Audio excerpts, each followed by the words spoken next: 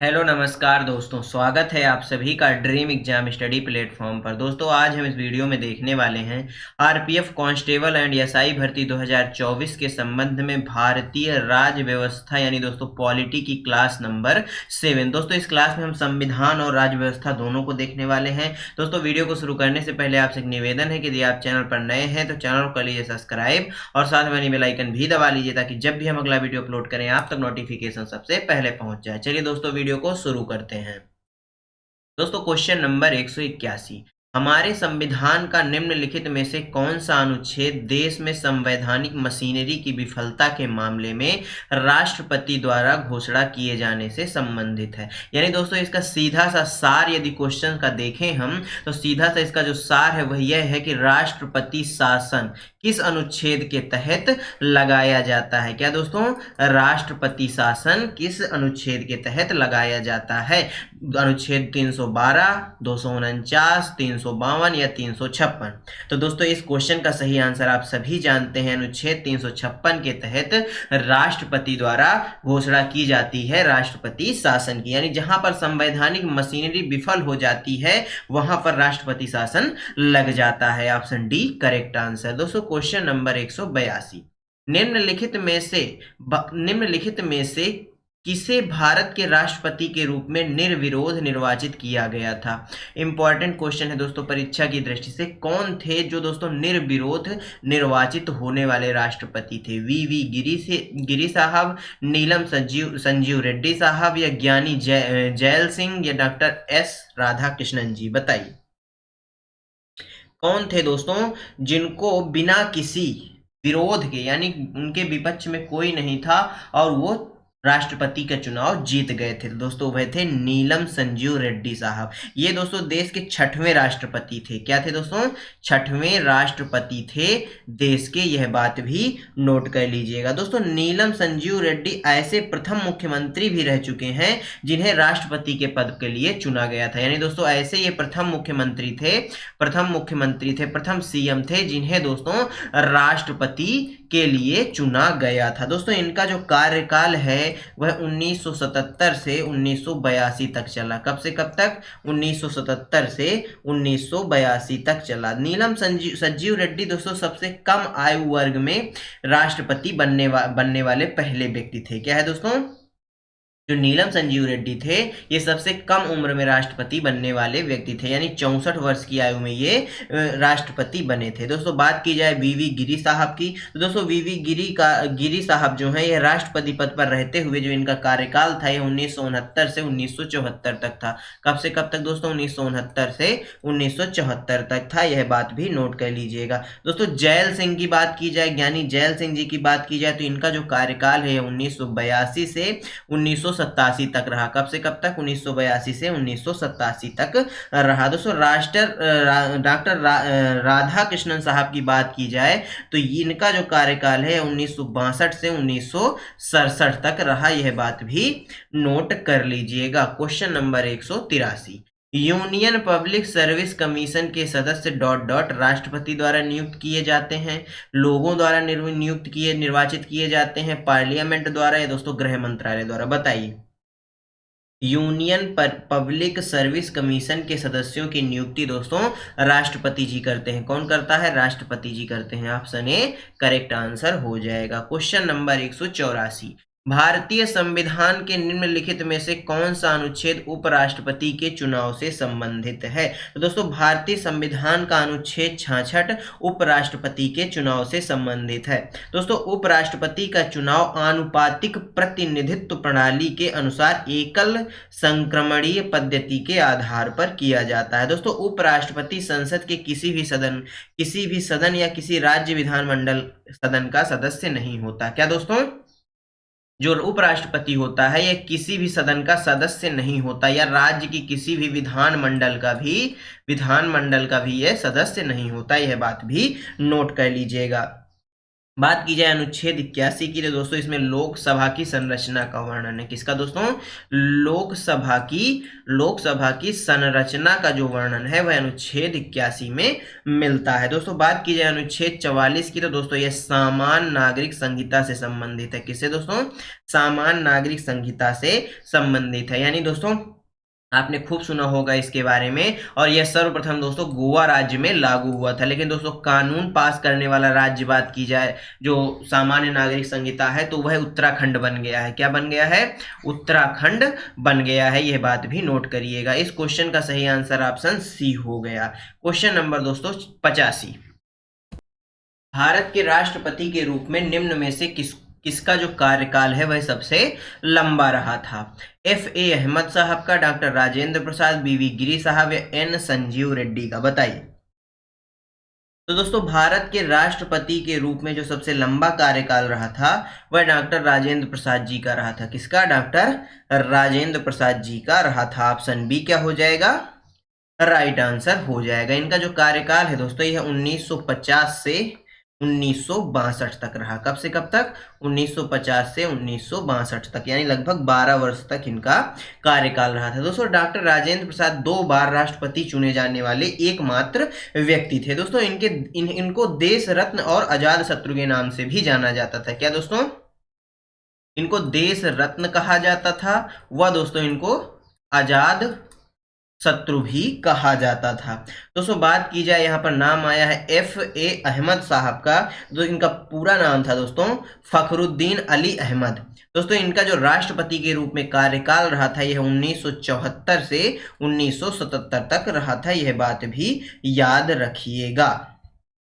दोस्तों question number 186, भारतीय संविधान के अनुसार राष्ट्रपति राज्यसभा के अधिकतम कितने सदस्यों को मनोनीत कर सकता है? तो दोस्तों आप सभी जानते हैं 12 सदस्यों को मनोनीत कर सकता है, यानी ऑप्शन ए क्या हो जाएगा? राइट आंसर हो जाएगा। क्वेश्चन नंबर दोस्तों 187, नवंबर 2020 के अनुसार भारत का नवीनतम उच्च न्यायालय कहाँ बनाया गया था? विशाखापट्टनम, अमरावती, वारंगल या नेल्लोर में? बताइए।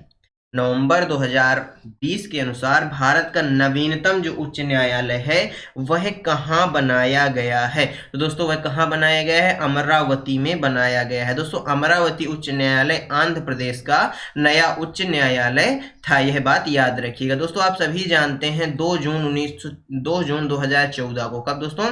2 जून 2014 को आंध्र प्रदेश से तेलंगाना अलग होता है। क्या होता है? तेलंगाना अलग राज्य बनता है। इस न्यायालय के दोस्तों जो प्रथम मुख्य न्यायाधीश कौन थे? Justice J.K. महेश्वरी साहब थे। कौन थे? Justice J.K. महेश्वरी साहब इस उच्च न्यायालय के पहले मुख्य न्यायाधीश थे। क्वेश्चन नंबर 188, भारत का राष्ट्रपति बनने की अधिकतम आयु सीमा कितनी होती है? 62 वर्ष, 65 वर्ष? इसके लिए कोई आयु सीमा निर्धारित नहीं है दोस्तों, 58 वर्ष। बताइए भारत का राष्ट्रपति बनने की जो अधिकतम आयु सीमा है वह कितनी है? तो दोस्तों उसके लिए कोई भी आयु सीमा निर्धारित नहीं है, जबकि न्यूनतम आयु कितनी होनी चाहिए? 35 वर्ष होनी चाहिए। कितनी होनी चाहिए? 35 वर्ष। अधिकतम की कोई सीमा निर्धारित नहीं है। ऑप्शन सी राइट आंसर हो जाएगा। दोस्तों भारतीय संविधान का जो अनुच्छेद 58 है इसमें राष्ट्रपति पद के लिए जो अर्हताएं हैं, योग्यताएं हैं, उनका वर्णन मिलता है। आपसे क्वेश्चन पूछ सकता है कि बताइए संविधान के किस अनुच्छेद में राष्ट्रपति की योग्यताओं का वर्णन है? तो दोस्तों अनुच्छेद 58 में। किसमें दोस्तों? अनुच्छेद 58 में इस चीज का वर्णन मिलता है। दोस्तों भारतीय संविधान के अनुसार जो अनुच्छेद 57 है वह कहता है राष्ट्रपति पुनः निर्वाचित हो सकते हैं। क्या होते हैं दोस्तों? राष्ट्रपति का पुनः निर्वाचन हो सकता है। यह बात भी याद रखिएगा। क्वेश्चन नंबर 89, भारत की पहली गैर कांग्रेसी सरकार के नेता थे? मोरारजी देसाई, अटल बिहारी वाजपेयी, वीपी सिंह या चौधरी चरण सिंह जी? बताइए। दोस्तों भारत की पहली गैर कांग्रेसी सरकार के जो प्रधानमंत्री थे वह मोरारजी देसाई साहब थे। कौन थे? मोरारजी देसाई साहब थे। ऑप्शन ए राइट आंसर हो जाएगा। दोस्तों ये प्रथम प्रधानमंत्री थे जो भारतीय राष्ट्रीय कांग्रेस के सदस्य ना होकर अन्य दल से संबंधित थे। दोस्तों मोरारजी देसाई को भारत रत्न एवं पाकिस्तान का सर्वोच्च सम्मान निशाने पाकिस्तान से सम्मानित किया गया था। किस से दोस्तों? भारत रत्न से इनको सम्मानित किया गया, और दोस्तों निशाने पाकिस्तान पाकिस्तान से भी इनको सम्मानित किया गया। दोस्तों अटल बिहारी वाजपेयी, इन्होंने प्रधानमंत्री के लिए 3 बार शपथ ली थी। अटल बिहारी वाजपेयी जी 3 बार प्रधानमंत्री पद पर शपथ ले चुके हैं, यह बात भी याद रखिएगा। दोस्तों चरण सिंह यानी कि चौधरी चरण सिंह जी जो थे, ये 5वें प्रधानमंत्री थे भारत के, और इनको दोस्तों किसानों का नेता भी कहा जाता है। क्या कहा जाता है दोस्तों? किसानों का नेता भी कहा जाता है, यह बात भी याद रखिएगा। क्वेश्चन नंबर 190, भारत के पहले सिख राष्ट्रपति कौन थे? दुलबीर सिंह, बीपी सिंह, डॉक्टर मनमोहन सिंह जी, या दोस्तों ज्ञानी जैल सिंह? बताइए भारत के पहले सिख राष्ट्रपति कौन थे? तो दोस्तों वह थे ज्ञानी जैल सिंह थे, और इनका जो कार्यकाल है 1982 से 1987 तक रहा था, यह बात भी याद रखिएगा। दोस्तों प्रथम बार पॉकेट वीटो का प्रयोग ज्ञानी जैल सिंह ने ही किया था। इनके कार्यकाल में दोस्तों ऑपरेशन ब्लू स्टार चलाया गया था। आपसे क्वेश्चन पूछ सकता है कि बताइए किस राष्ट्रपति के कार्यकाल में ऑपरेशन ब्लू स्टार चलाया गया था? तो दोस्तों वह थे ज्ञानी जैल सिंह साहब थे।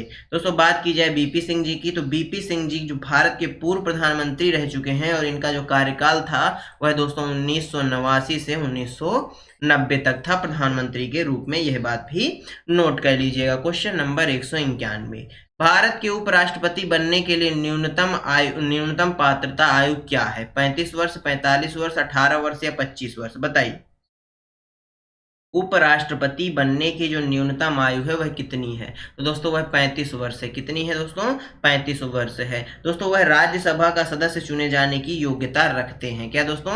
वह व्यक्ति ही राष्ट्रपति उपराष्ट्रपति बन सकता है जो राज्यसभा का सदस्य चुने जाने की योग्यता रखता हो, यह बात याद रखिएगा। दोस्तों उपराष्ट्रपति के चुनाव में यदि कोई विवाद होता है तो उसका जो निर्णय है यानी उसकी जो जांच है वह उच्चतम न्यायालय या सर्वोच्च न्यायालय या माननीय सुप्रीम कोर्ट कर सकते हैं, इस बात को याद रखिएगा। दोस्तों उपराष्ट्रपति पद के लिए पुनर्निर्वाचन के योग्य होता है। जो उपराष्ट्रपति होगा दोस्तों उसका पुनर्निर्वाचन हो सकता है, यह बात भी नोट करिएगा।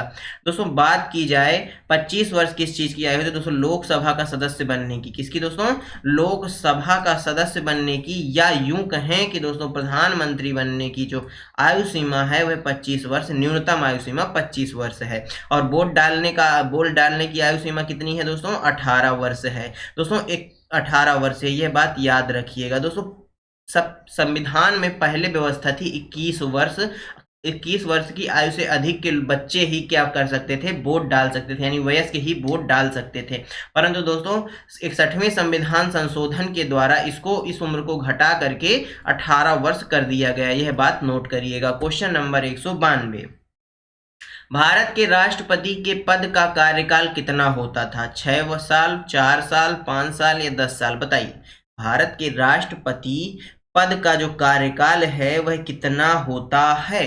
तो दोस्तों वह कितना होता है? 5 साल होता है, ये आप सभी जानते हैं। ऑप्शन सी राइट आंसर हो जाएगा। हालांकि दोस्तों अनुच्छेद 57 में वर्णित किया गया है कि राष्ट्रपति का 1 से अधिक बार पुनर्निर्वाचन हो सकता है, यह बात मैं आपको पूर्व में भी बता चुका हूं। क्वेश्चन नंबर 193, उच्च न्यायपालिका की पहली मुस्लिम महिला न्यायमूर्ति कौन थी? न्यायमूर्ति एम फातिमा बीवी, न्यायमूर्ति वी खालिद, न्यायमूर्ति वेंजीर इस्लाम या न्यायमूर्ति एम फारूक? बताइए उच्च न्यायपालिका की जो पहली मुस्लिम महिला न्यायमूर्ति थी वह कौन थी?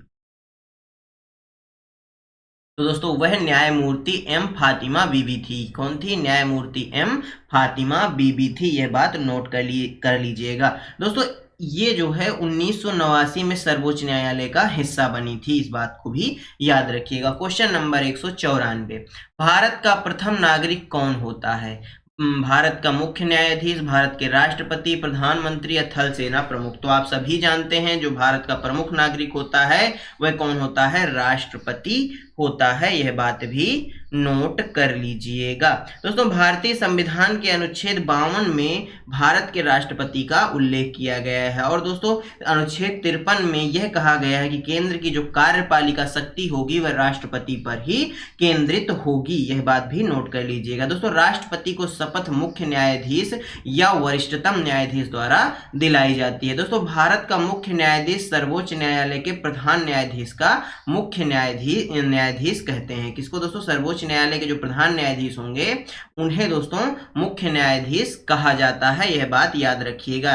इस क्वेश्चन का सही आंसर ऑप्शन बी हो जाएगा। क्वेश्चन नंबर 195, निम्न में से किसने 2 लगातार कार्यकालों में राष्ट्रपति के रूप में अपनी सेवाएं दी थी? तो दोस्तों आप सभी जानते हैं वह कौन थे, डॉक्टर राजेंद्र प्रसाद थे। ऑप्शन ए राइट आंसर हो जाएगा। क्वेश्चन नंबर 196, मृत्यु दंड की सजा पाए व्यक्ति को क्षमादान देने की शक्ति किसके पास होती है? सर्वोच्च न्यायालय की विशिष्ट समिति के पास, या दोस्तों भारत के प्रधानमंत्री के पास, या मुख्य न्यायाधीश के पास, या भारत के राष्ट्रपति के पास? तो दोस्तों यह शक्ति आप सभी जानते हैं भारत के राष्ट्रपति के पास होती है। क्वेश्चन नंबर 197, केंद्र शासित प्रदेशों के लिए नियम कौन बनाता है? संसद, मंत्रिपरिषद, राष्ट्रपति या प्रशासक? बताइए। केंद्र शासित प्रदेशों के लिए नियम कौन निर्धारित करता है? तो दोस्तों राष्ट्रपति करता है। कौन करता है? राष्ट्रपति करता है। दोस्तों भारतीय संविधान का जो आर्टिकल 240 है उसके तहत दोस्तों राष्ट्रपति को केंद्र शासित प्रदेशों के लिए नियम बनाने की शक्ति प्राप्त होती है। दोस्तों पुद्दुचेरी ऐसा केंद्र शासित प्रदेश है जिसके मामले में राष्ट्रपति कानून तभी बना सकता है जब विधानसभा निलंबित या भंग हो जाती है, यानी पुद्दुचेरी में विधानसभा, इसी प्रकार दोस्तों दिल्ली में भी विधानसभा है, ये बात भी आप सभी जानते हैं। क्वेश्चन नंबर 198, यदि राष्ट्रपति संसद के पुनर्विचार के लिए विधेयक वापस लौटाते हैं तो इसे ... क्या कहा जाता है? बताइए दोस्तों इस क्वेश्चन का सही आंसर। तो दोस्तों इसको बताइए क्या कहा जाता है? इसको दोस्तों निलंबन निषेधाधिकार कहा जाता है। क्या कहा जाता है? निलंबन निषेधाधिकार कहा जाता है। दोस्तों पॉकेट निषेधाधिकार क्या होता है?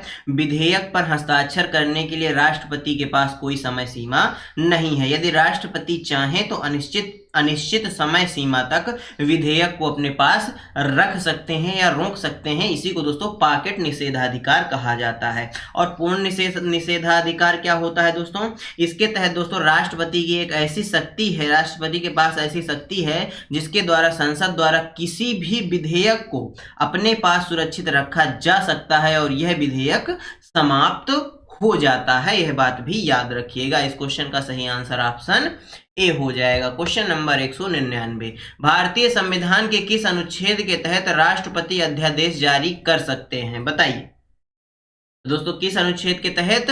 अनुच्छेद 123 के तहत अध्यादेश जारी करने की शक्ति राष्ट्रपति के पास होती है, यह बात याद रखिएगा। अनुच्छेद 72 की बात की जाए तो दोस्तों राष्ट्रपति को शक्ति प्राप्त है कि वह मृत्यु दंड को भी क्षमा कर सकते हैं। दोस्तों अनुच्छेद 143 की बात की जाए तो दोस्तों राष्ट्रपति उच्चतम न्यायालय से सलाह लेने का अधिकार है, यानी राष्ट्रपति को उच्चतम न्यायालय से यानी सुप्रीम कोर्ट से सलाह लेने का अधिकार अनुच्छेद 143 में दिया गया है। दोस्तों अनुच्छेद 76 की बात की जाए तो भारत के महान्यायवादी के विषय में इसमें प्रावधान है। किसका दोस्तों? अटॉर्नी जनरल यानी न्यायवादी के संबंध में जो प्रावधान है वह अनुच्छेद 76 में है। क्वेश्चन का सही आंसर ऑप्शन सी हो जाएगा। दोस्तों क्वेश्चन नंबर 200, भारत के राष्ट्रपति के लिए न्यूनतम योग्यता क्या होती है? तो दोस्तों राष्ट्रपति के लिए न्यूनतम योग्यता 35 वर्ष होती है, यह बात याद रखिएगा। क्वेश्चन नंबर 201, सर्वोच्च न्यायालय के न्यायाधीश के रूप में योग्य होने के लिए एक व्यक्ति को उच्च न्यायालय में कितने वर्षों तक की न्यूनतम अवधि तक कार्य का अनुभव होना चाहिए? 5, 15, 10 या 12? बताइए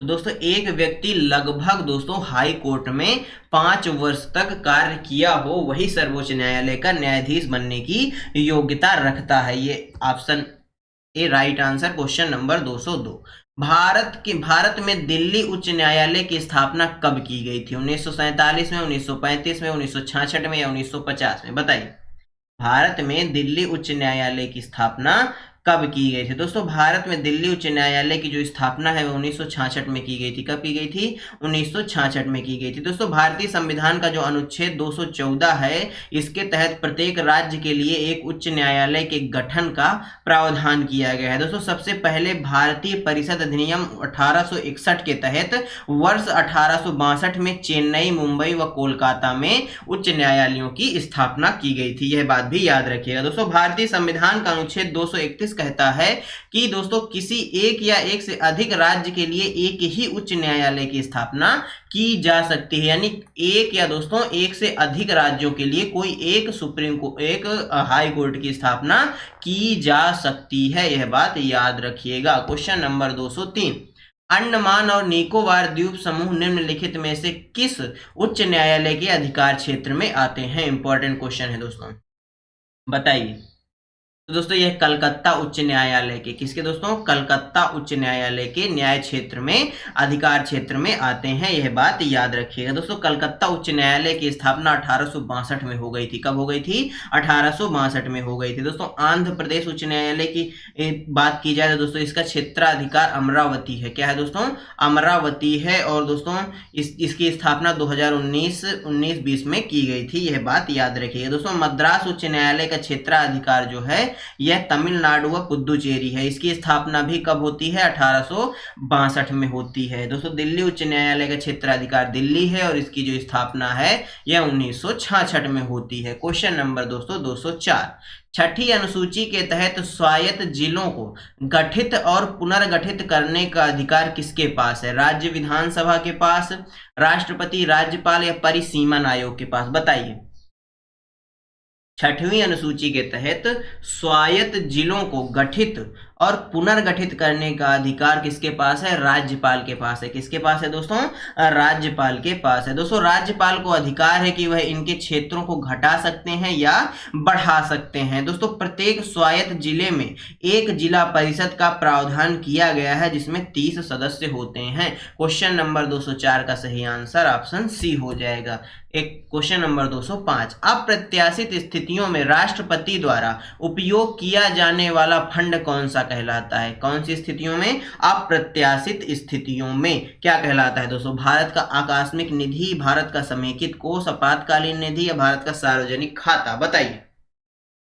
यानी दोस्तों कोई भी आकस्मिक स्थिति आ जाती है तो उस समय जो राष्ट्रपति जिस धन का उपयोग करते हैं, जिस फंड का उपयोग करते हैं, उसको भारत की आकस्मिक निधि कहा जाता है। क्या कहा जाता है? भारत की आकस्मिक निधि कहा जाता है। ऑप्शन ए क्या हो जाएगा? राइट आंसर हो जाएगा। समेकित कोष या समेकित निधि क्या होता है? यह एक ऐसा धन है दोस्तों जहां राजस्व, ताजा ऋण, ऋणों के पुनर्भुगतान आदि के रूप में भारत सरकार की निधि जमा की जाती है। क्वेश्चन नंबर 206, भारत के मुख्य चुनाव आयुक्त की नियुक्ति कौन करता है? तो आप सभी जानते हैं भारत के मुख्य चुनाव आयुक्त की नियुक्ति जो है यह राष्ट्रपति जी करते हैं। एक समिति की सिफारिश पर नियुक्ति कौन करता है? राष्ट्रपति जी करते हैं, यह बात याद रखिएगा। क्वेश्चन नंबर 207, भारत का राष्ट्रपति चुना जाता है संसद के दोनों सदनों के सदस्यों और राज्य के विधानसभाओं के सदस्यों द्वारा, जनता द्वारा या राज्यों द्वारा या संसद के द्वारा? तो दोस्तों राष्ट्रपति का चुनाव संसद के दोनों सदनों के सदस्यों और राज्यों की विधानसभाओं के